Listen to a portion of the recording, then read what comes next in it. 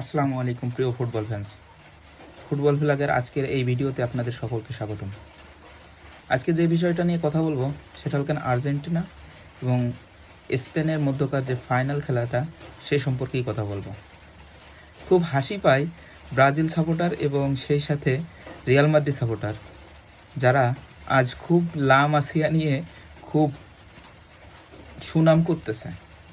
তা আসলে আমি একজন আর্জেন্টাইন ফ্যান হিসাবে, একজন মেসি সাপোর্টার হিসাবে খুবই মজা পাই এসব কথা শুনে। সারা জীবন তারা কিন্তু লা মাসিয়ার বিপরীত সাপোর্ট করে গেছে, তাছাড়া মেসিকেও তারা কিন্তু সেই হিসাবে মূল্যায়ন করে না। তো আজকে যখন তাদের এই লা মাসিয়া নিয়ে এত উত্তেজনা, এতটা মানে হাইপ তোলা তাদের নিয়ে, এই বিষয়টা নিয়ে আসলে আমার মাঝে খুবই মন আজকে উৎফুল্ল লাগতেছে, খুশি লাগতেছে যে তাদের মুখ থেকে অন্তত এটা শুনতে পারতেছি আজকে। তো এটা গেল। আমি যেটা আসলে বলতে চাচ্ছি যে ব্রাজিল ভক্তরা এবং সেই সাথে রিয়াল মাদ্রিদ ভক্তরা একটা জিনিস বলতেছে যে সবাই স্প্যানিশ প্লেয়ার, সবাই বার্সার প্লেয়ার, অধিকাংশ প্লেয়ারই স্প্যানিশ, অধিকাংশ প্লেয়ারই বার্সেলোনার প্লেয়ার, লা মাসিয়ার প্রোডাক্ট। তো তারা বলতে চাচ্ছে যে সেই তুলনায় আর্জেন্টিনা পারবে না, তারাই ফেভারেট। তবে তাদের উদ্দেশ্যে আমি একটা কথা বলবো, যেই টিমে লিওনেল মেসি আছেন সেই টিম অল টাইম ফেভারেট। এটা মানেন বা না মানেন, মেসির কয়েক মিনিটের ব্যবধানে কিছু এমন ব্যবধান করে দিবে যেটা মেসিকে বিশ্বকাপ জেতাতে সেটাই যথেষ্ট হবে।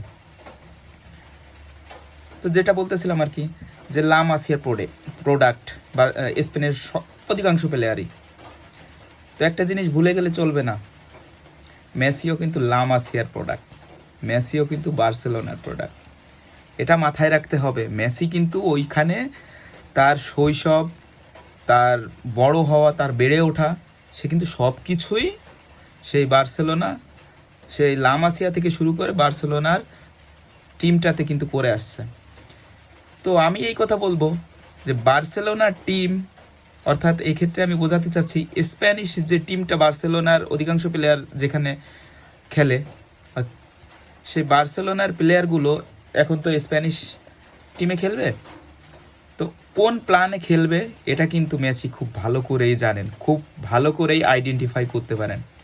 আর আমরা সবাই জানি যে মেসি কিন্তু খুব একটা দৌড়ান না এই কারণে যে তিনি কয়েক মিনিট একটু হেঁটে বেড়ান এবং মাঠটাকে দেখে নেন, কোন জায়গা কোন প্লেয়ারটাকে ধোকা দিয়ে কীভাবে বলটা নিয়ে বেরিয়ে যাওয়া যাবে।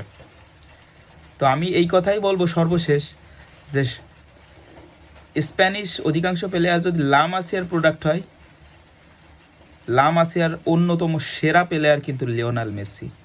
বার্সেলোনার ইতিহাসের সর্বসেরা ইতিহাসের প্লেয়ার কিন্তু লিওনেল মেসি। তিনি কি করতে পারেন সেটা ম্যাচেই দেখা যাবে। ধন্যবাদ সবাইকে, শুভকামনা রইল সকল সাপোর্টারদের জন্য। ধন্যবাদ, আসসালামু আলাইকুম।